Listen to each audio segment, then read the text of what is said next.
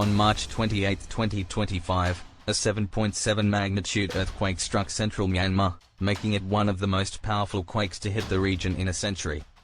The earthquake caused widespread devastation, collapsing buildings, crippling infrastructure, and leaving thousands dead or injured.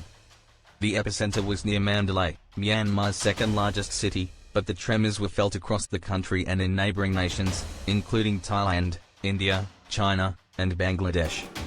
In Thailand, the quake was particularly strong in Bangkok, where it caused a 33-story building under construction to collapse, killing at least 9 people and trapping dozens more under the rubble.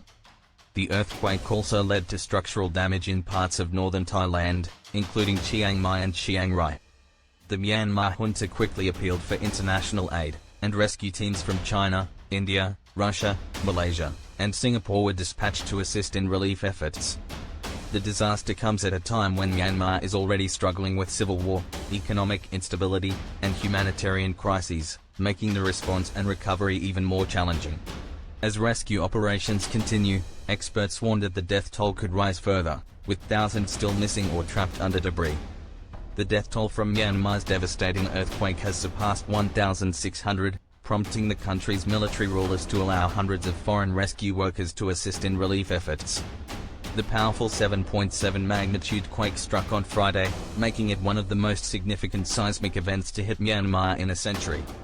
The disaster has further strained an already fragile nation, crippled by civil war, economic turmoil, and widespread displacement. The earthquake severely damaged airports, bridges, and highways, leaving many communities cut off from immediate aid. According to the military government, the confirmed death toll stands at 1,644, as reported by BBC Burmese. In neighboring Thailand, tremors from the quake caused a building collapse in Bangkok, killing at least 9 people.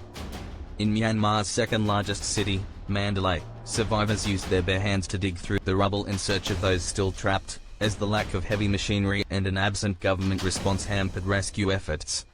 On 29 March 2025, the junta leader, Senior General Mandalay, visited Mandalay and instructed authorities to accelerate search and rescue operations.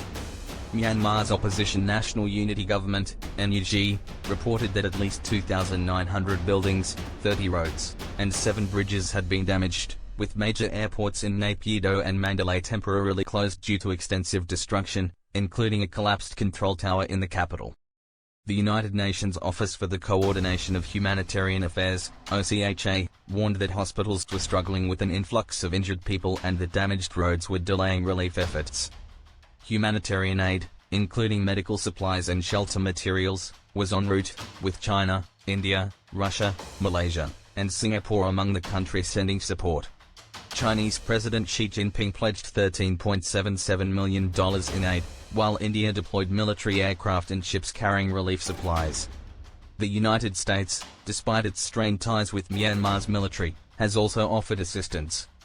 In Thailand, about 1,000 kilometers from the earthquake's epicenter, rescue teams continued working to locate missing construction workers trapped under the rubble of a collapsed 33-story building.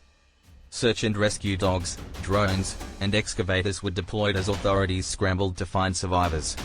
Thai Deputy Prime Minister Anutin Chanvirakul emphasized that all available resources were being used in the operation. Meanwhile, in Myanmar, the scale of destruction remains overwhelming, with many communities still awaiting much-needed assistance. Survivors in the worst-hit areas have described a desperate situation, with limited resources and manpower making it difficult to rescue those still trapped. The U.S. Geological Survey has warned that the final death toll could exceed 10,000, and economic losses could surpass Myanmar's annual GDP. As the country grapples with the aftermath of the disaster, the urgent need for international aid and coordinated rescue efforts has never been greater.